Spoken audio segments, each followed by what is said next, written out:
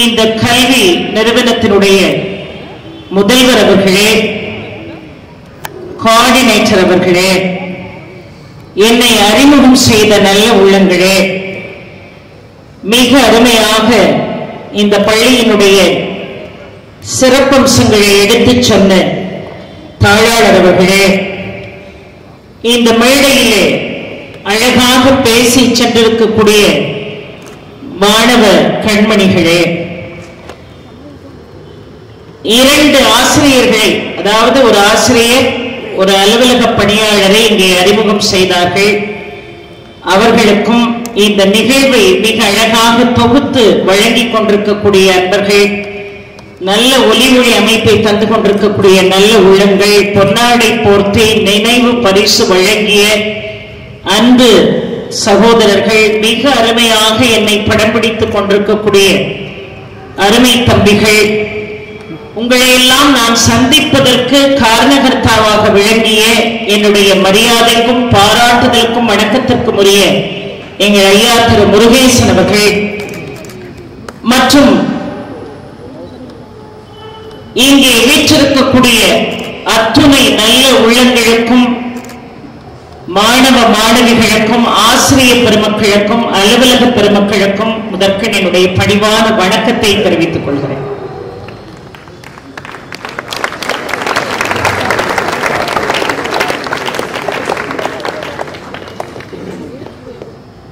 மிகவும் ஆச்சரியமாக இருக்கிறது, அதுதான் உண்மை.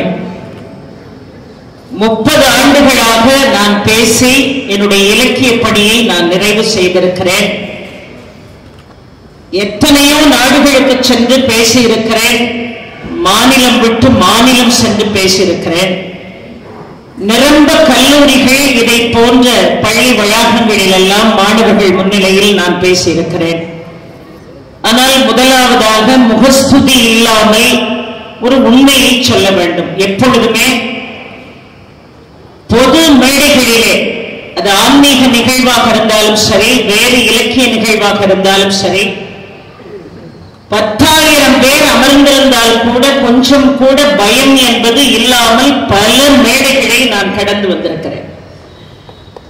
ஆனால் பள்ளி வளாகங்களிலே, கல்லூரி வளாகங்களிலே சென்று பேசுகின்ற பொழுது கொஞ்சம் பயம் இருக்கும். அங்கே இருக்கக்கூடிய மாணவிகள் எப்படி இருப்பார்களோ, மாணவர்களுடைய வரவேற்பு எப்படி இருக்குமோ என்று ஒரு சின்ன ஒரு பயம் என்பது இருக்கும். ஆனால் இன்றைக்கு நான் சத்தியமாக என்னுடைய உரையை மகிழ்ச்சியோடு ஆரம்பிக்கிறேன். காரணம், இவ்வளவு கண்ணியமாக மாணவ மாணவிகள் அமர்ந்திருந்து அவர்கள் எண்ணம் முழுவதும் மேடையை நோக்கி இருக்கிறது என்று சொன்னால், அந்த பெருமை SMBM கல்விக் கழகத்தை சாரும் என்பதை நான் சொல்லிக் கொள்வதிலே மட்டற்ற மகிழ்ச்சி அடைகிறேன். ஒரு கூச்சல் இல்லை, ஒரு குழப்பம் இல்லை. அருமையான கண்மணிகள் நீங்க எல்லாரும். இன்னொன்று, குற்றமுள்ள நெஞ்சு குறுகுறுக்கும் என்று சொல்வார்கள். இந்த மேடையிலே என்னுடைய பள்ளி படிப்பை, கல்லூரி படிப்பை எல்லாம் முடித்து பல ஆண்டுகளுக்கு பிறகு நான் இங்கே வருகை தந்திருக்கிறேன். ஆனாலும் ஒரு குற்ற உணர்வு இருக்கிறது. காரணம், நான் படிக்கிற காலத்தில் அவ்வளவு அட்டகாசம் முடியும். இங்கே பிள்ளைங்க ஆடவர்களாக இருந்தாலும் பெண்களாக இருந்தாலும் எவ்வளவு கண்ணியமாக இருக்கிறார்கள் என்று சொன்னால், உங்களை பார்த்து தமிழகத்துடைய மற்ற கல்விக்கூடங்கள் உங்கள் அனுபவங்களை கற்றுக்கொள்ள வேண்டும். நான் உங்களை என் மனதார நான் வாழ்த்துகிறேன். வெறும் முகஸ்துதிக்காக நான் சொல்லல. ஆசிரியர்கள், அலுவலக பெருமக்கள், தாளாளர், முதல்வர் அவர்கள், இந்த நிர்வாகத்தினுடைய உறுப்பினர்கள் எல்லோருமே இதற்கு ஒரு காரணம். அவர்கள் அத்துணை பேரையும் நான் வணங்கி மகிழ்கிறேன். அவர்களுக்கு என்னுடைய நன்றியை காணிக்கையாக்குகிறேன். மங்களமான தீப திருவிழா, அதுவும் முதலாக 30 ஆண்டுகள் பல கல்வி நிறுவனங்களிலே வலம் வந்தாலும் இங்கேதான் முதலாவதாக இதை நான் கேள்விப்படுகிறேன். ஆலயங்களில் இதை பார்த்திருக்கிறோம். ஆனால் ஒரு கல்வி கூடத்தில், ஒரு பள்ளிக்கூடத்தில் மிக அருமையாக தீபத்தை வைத்து மாணவர்களே மாணவிகளே வழிபாடு செய்து அவர்கள் பரீட்சையை எதிர்கொள்வதற்காக இறைவனையும்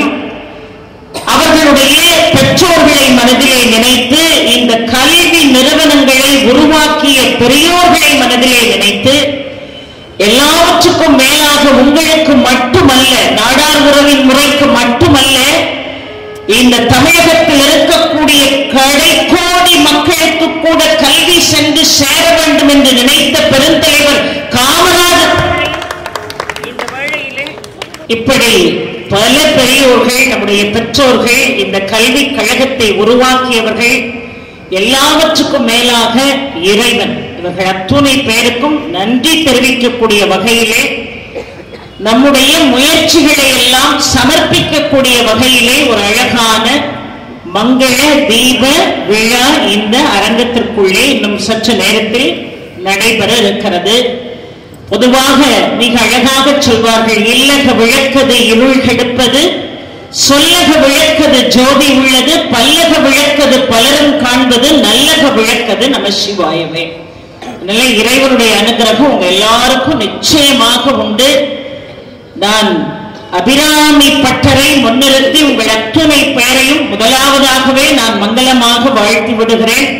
கலையாத கல்வியும் குறையாத வயதும் ஒரு கபடு வாராத நட்பும் கன்றாத வழமையும் குன்றாத இளமையும் கழுப்புணி இல்லாத உடலும் சலியாத மனமும் அன்பகலாத மனைவியும் தவறாத சந்தானமும் தாழாத கீர்த்தியும் மாறாத வார்த்தையும் தடைகள் வாராத கொடையும் தொலையாத நிதியமும் கோணாத கோலும் ஓர் துன்பம் இல்லாத வாழ்வும் துய்யனின் பாதத்தில் அன்பு முதவி பெரிய தொண்டரோடு கூட்டுகண்டாய் அலையாழ் அறிவியும் மாயனது தங்கையை ஆதிக்கடவோரின் வாழ்வே அமுதீஸ்வர் ஒரு பாகம் அகலாத சுகபாணி அருள்வாமி அபிராமியே. அத்துணை பேருக்கும் நீண்ட ஆயுள், நிறை செல்வம், ஐஸ்வர்யம், உடல் ஆரோக்கியம், அறிவு தீட்சண்யம், சகலத்திலும் வாழ்க்கையில் வெற்றியை இறைவன் நிச்சயமாக நல்க வேண்டும் என்று இந்த வேளையிலே பிரார்த்திக்கிறேன். உங்க எல்லார்ட்டையும் ஒரு கேள்வி கேட்க போறேன். இந்த உலகத்திலே அப்படின்னு கேள்வி கேட்கல. இப்ப நம்ம குறைந்தது ஒரு 1000 பேர் இருப்போமா? 700 என்ன சேர்த்து ஒரு 701, ஒரு 800 பேர் வைப்போமே. அதுக்காக எல்லாரும் எந்திரிச்சு அங்கெல்லாம் திரும்பி பார்க்க கூடாது. கேட்ட கேள்விக்கு மட்டும் பதில் சொல்லணும். சொல்வீங்களா? இந்த கூட்டத்திலே யார் அழகு, பர்சனாலிட்டியான ஆள் யாரு? இந்த மேடையில நல்லா பார்க்கணும். போக்கஸ் லைட் எல்லாம் வேற வச்சிருக்காங்க. யார் ரொம்ப அழகு? தைரியமா சொல்லுங்க. இல்ல உங்க சார்பில் யாராவது ஒருத்தர் சொல்லுங்க. 10 பேர் சொன்னா எனக்கு கேட்காது. சூசை சார் தான் அழகா?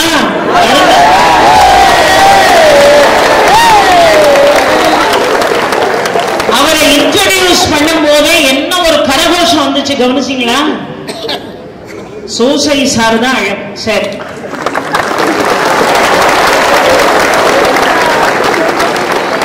இதை நீங்க எல்லாருமே இதை ஒத்துக்கிட்டீங்களா?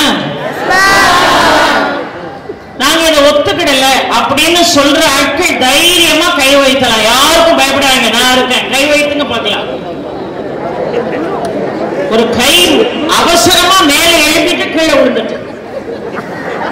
சூசை சாருக்கு பயப்படவே வேண்டாம். 20 வருஷமா இங்க பணி செய்யறாரு. உங்களை பத்தி அவருக்கு நல்லா தெரியும்.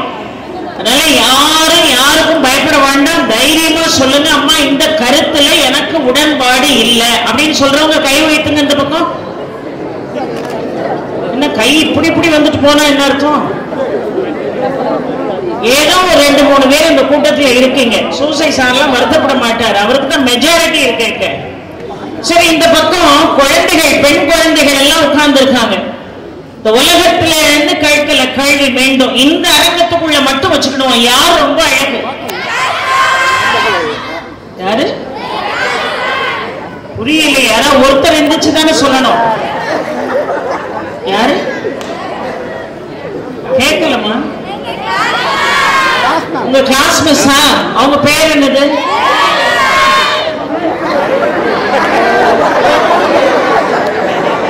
ரேவதி மேம் தான் அழகு. நான் இந்த மேடையில ஒண்ணு கவனிச்சேன். என்ன தெரியுமா? பரிசு வாங்க பெண் குழந்தைகள் வரும்போது பெண் குழந்தைகள் மட்டுமே கரகோஷம் எழுப்பினார். பரிசு வாங்க ஆண் குழந்தைகள் வரும்போது ஆண் குழந்தைகள் மட்டுமே கரகோஷம் எழுப்புறாங்க. இது எல்லா இடத்துலயும் இருக்கும்னு வைங்களேன். ஆனா இந்த பக்கம் இப்ப எலெக்ஷன்ல யார் நிக்கிறா? சூசைட் சார் நிக்கிறார்.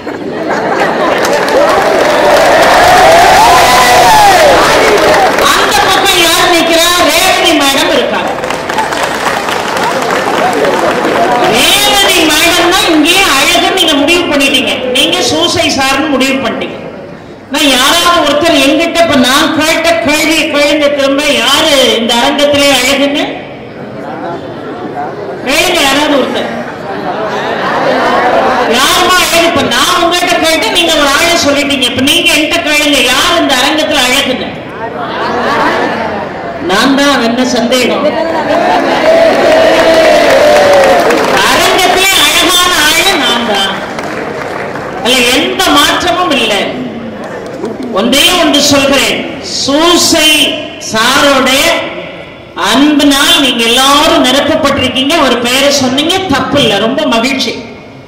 ரேவதி மேம் பெயரை சொன்னீங்க, ரொம்ப மகிழ்ச்சி. ஆனா யாரு இந்த உலகத்திலே அழகுன்னு கேட்டா கூட முதல்ல நீங்க என்ன சொல்லணும்? நான் தான் அழகுன்னு சொல்லணும். நான் தான் என்ன சொல்லல, ஒவ்வொரு இண்டிவிஜுவல்ஸும் அழகு. நான் தான் அழகு என்று முதல்ல நீங்க உங்களை அழகா நினைக்கணும்.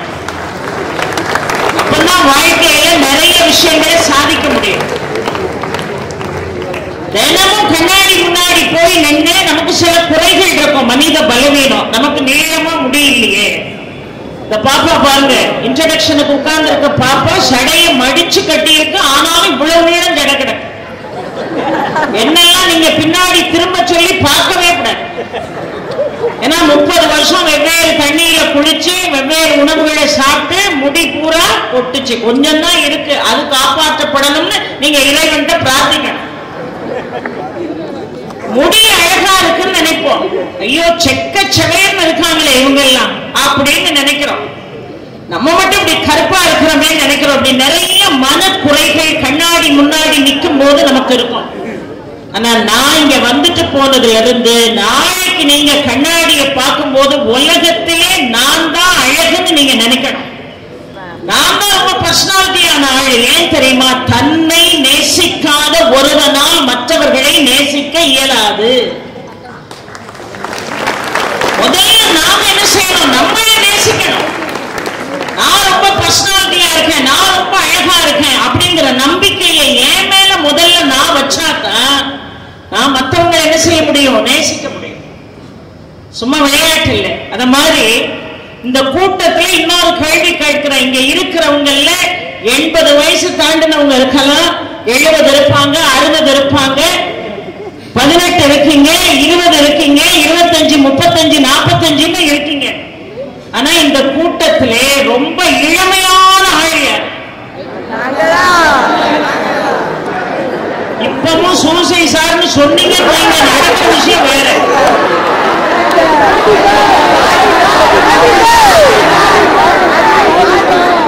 யார் ரொம்ப இளமையானவங்க? அதிகாரம் சார்,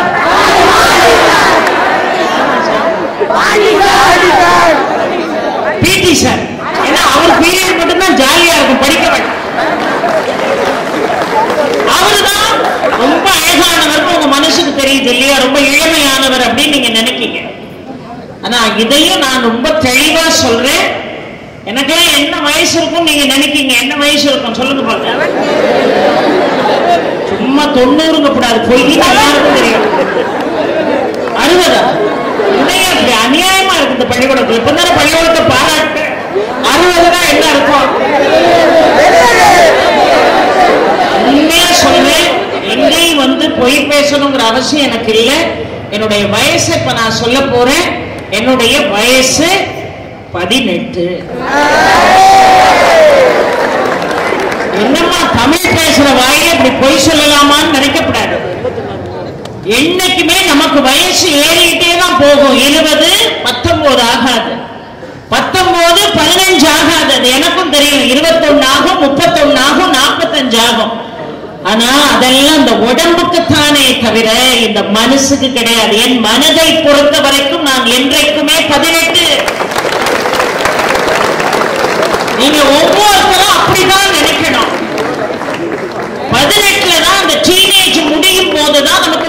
மெச்சூரிட்டி வருது.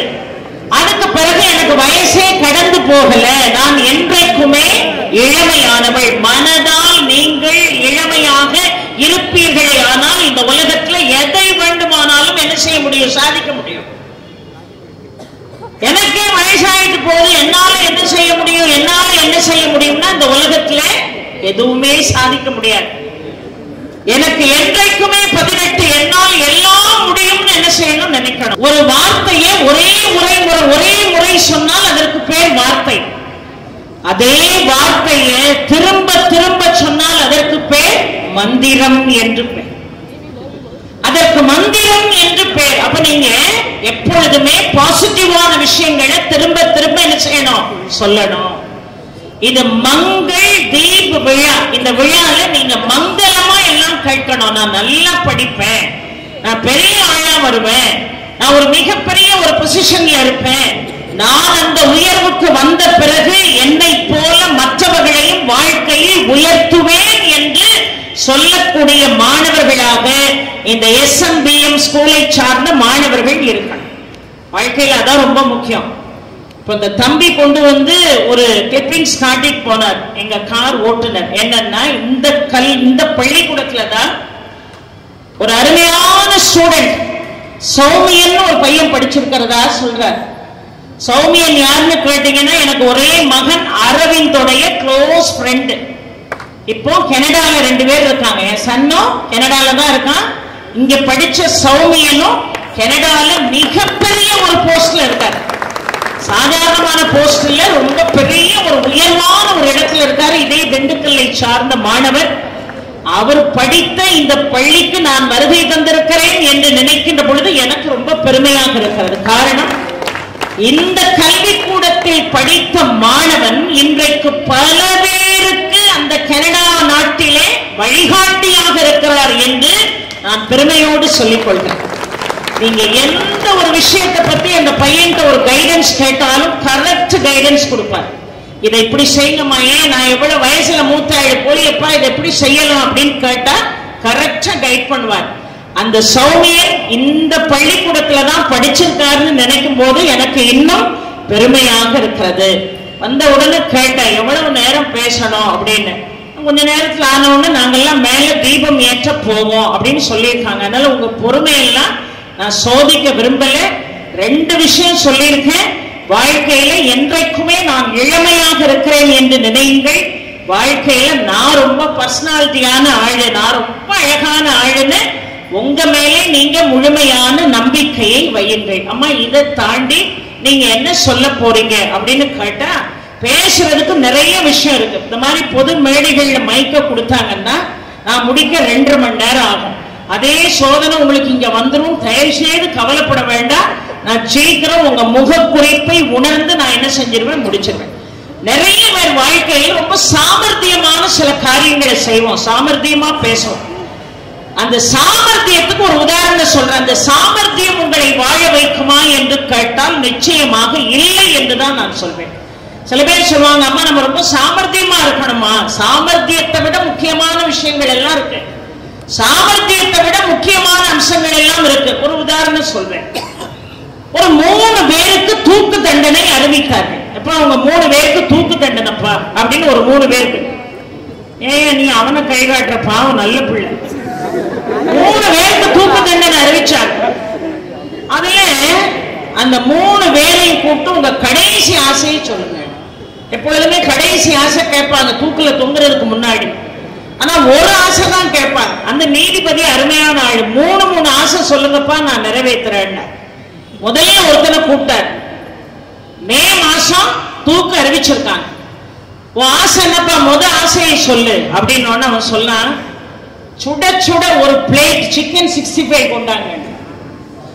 உடனே இது என்னப்பா ஒரு சாதாரண ஆசை, இதை கூட நிறைவேற்ற முடியாதான்னு சிக்கன் 65 கொண்டு வந்து வச்சாங்க. சாப்பிட்டான். ஒரு 2வது ஆசையை சொல்லுனாங்க. ஒரு ஃபில்டர் காஃபி கொண்டு வாங்க, ஜம்முன்னு இருக்கணும், சூடா இருக்கணும் அப்படின்னா. இங்க வந்த உடனே ஐயா முருகேசன் அவர்கள் அருமையான ஒரு காஃபியை கொடுக்க சொன்னாங்க. கொடுத்தா நான் பாட்டுக்கு ஒரு செம்பு கூட காஃபி குடிப்பேன். ஆனா 1/2 கிளாஸ் போதும்னு சொல்லிட்டேன். ஏன்னு சொல்லுங்க பாப்போம். இத மாதிரி ஒரு நிகழ்ச்சி ஃபியூச்சர்ல நடத்துவீங்க. அப்ப அந்த தூத்துக்குடி அம்மா வாசுகி அம்மாவை கூப்பிடுவோம் அப்படின்னு கமிட்டியில பேசுவீங்க. அதுல ஒருத்தர் ஆமா ஆமா அந்த அம்மா நல்லா தான் பேச்சு, அந்த அம்மாவை கூப்பிடுவோம் 4 பேர் சொல்லுவாங்க. கூட இருக்கிற ஒருத்தர் சொல்லுவார் வேண்டாம், ஏன் அந்த அம்மா ஒரு செம்பு காப்பி குடிக்கும், அந்த அம்மாவை கூப்பிட வேண்டாம், அரை கிளாஸ் காப்பி குடிக்கிற ஆளை கூப்பிடுங்க, செலவு வைக்கப்படாதுமாங்க. அதனாலதான் எங்க போனாலும் 2 இட்லி 1/2 டம்ளர் காப்பி இந்த மாதிரி அளவோட சாப்பிடுறது. காப்பி கொண்டாங்கன்னா 2வது ஆசை காப்பி கொண்டு கொடுத்தாங்க, காப்பியை குடிச்சான் ஜம்முன்னு. 3வது ஆசையை சொல்லுப்பான்னு, எனக்கு செரி ஃப்ரூட் வேணும் சாப்பிட. ஆனா பதப்படுத்தின செரி ஃப்ரூட் வேண்டாம், மரத்துல இருந்து அப்படி ஃப்ரெஷ்ஷா பறிச்சு வேணும்னா. நீதிபதி சொன்னாரு, என்னப்பா மே மாசம் நான் தீர்ப்பு கொடுத்திருக்கேன், 65 கேட்ட கொடுத்தாச்சு, ஃபில்டர் காஃபி கேட்ட கொடுத்தாச்சு, செரி ஃப்ரூட் இந்த சீசன்ல கிடைக்கவே கிடைக்காது, அது டிசம்பர் மாசம்ல கிடைக்கும் அப்படின்னாரு நீதிபதி. இவன் சொன்னா எப்ப கிடைக்கும் அப்பதாங்க சாப்பிட்டுட்டு தூக்கல தூங்குறேன்னா. அப்போ தூக்கம் 6 மாசம் தள்ளி போயிட்டு. 2வது ஒருத்தனை கூப்பிட்டாரு, எப்ப உன் ஆசையாவது சீக்கிரம் சொல்லுப்பான்னார். அவன் என்ன சிக்கன் 65 சொன்னானா, எனக்கு ஒரு சில்லி சிக்கன் கொண்டாங்க. சில்லி சிக்கனை கொடுத்தவன்னு சாப்பிட்டான். 2வது ஆசையை சொல்லுப்பான்னார், ஒரு ஏலக்காய் டீ கொண்டாங்க. ஒரு ஏலக்காய் டீயை குடிச்சான். 3வது ஆசையை சொல்லுன்னார்.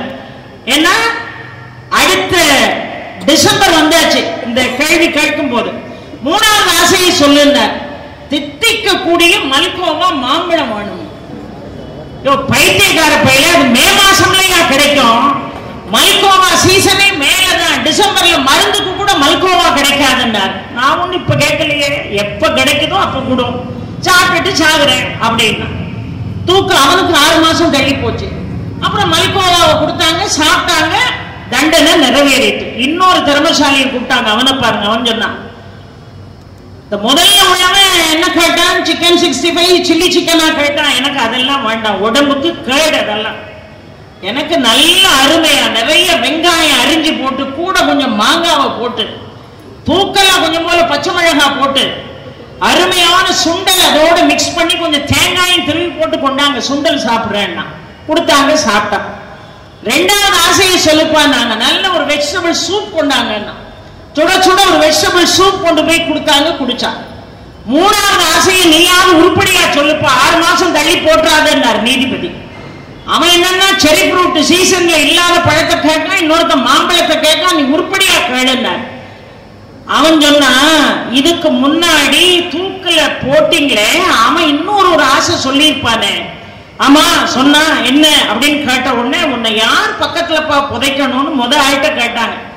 அவன் சொன்னா, நல்ல ஒரு பொலிட்டீஷியன், இந்த நாட்டுக்காக ஒழுங்கா ஆட்சி செஞ்சவன் கல்ற பக்கத்துல என்ன புதைச்சிருங்கன்ட்டான். புதைச்சாச்சு.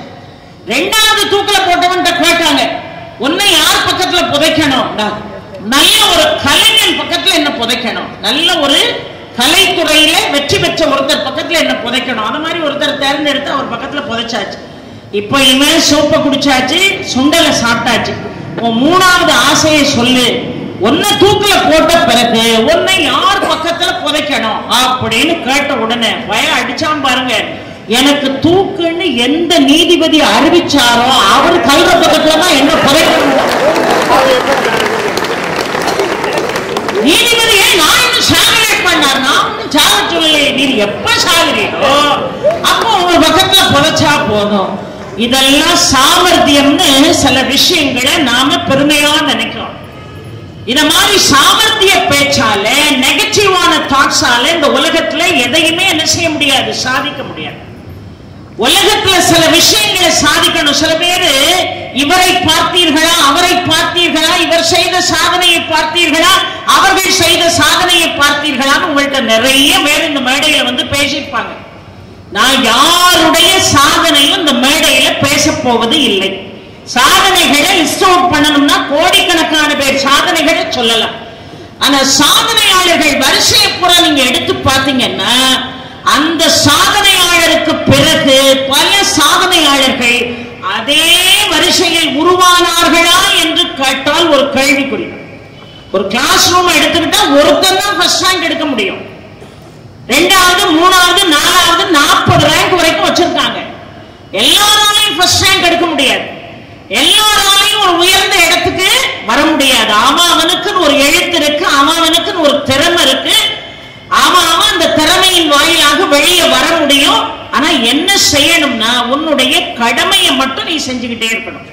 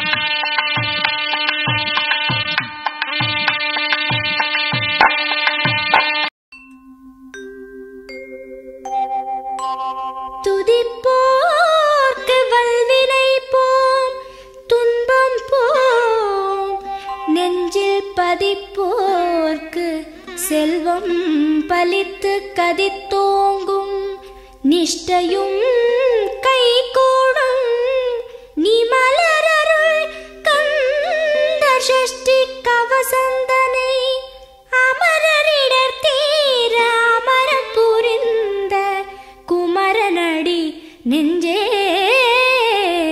குறி.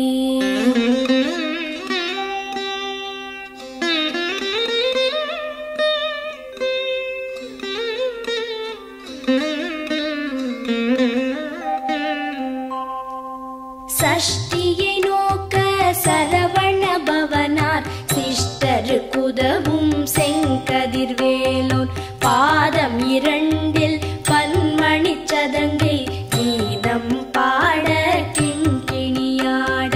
சஷ்டியை நோக்க சரவண பவனார் சிஷ்டரு குதவும் செங்கதிர்வேலோன் பாதம் இரண்டில் பன்மணிச் சதங்கை கீதம் பாட கிண்கிணியாட மைய நடன செய்யும் மயில் வாகனனார் கையில் வேலால் என்னை காக்கவென்று வந்து வர வர வேலாயுதனார் வருக வருக வருக மயிலோன் வருக இந்திரன் முதலா என் திசை போற்ற மந்திர வடிவேல் வருக வருக வாசவன் மருகா வருக வருக நேச குரமகள் நினைவோன் வருக ஆறு முகம் படைத்த ஐயா வருக நீரிடும் வேலவன் நித்தம் வருக சிரகிரி வேலவன் சீக்கிரம் வருக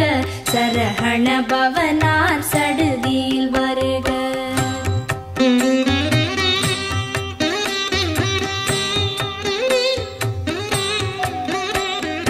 ரஹண பவச ரரரரரரர ரிஹண பவச ரிரிரிரிரிரிரி பிண பவச ரஹண வீரா நமோ நம நிபவ சரஹண நிர நிர நிரன ரஹண பவச ரரரரரரர ரிஹண பவச ரிரிரிரிரிரிரி பிண பவச ரஹண வீரா நமோ நம நிபவ சரஹண நிர நிர நிரன வசரஹண வருக வருக அசுரர் குடிக்கெடுத்த ஐயா வருக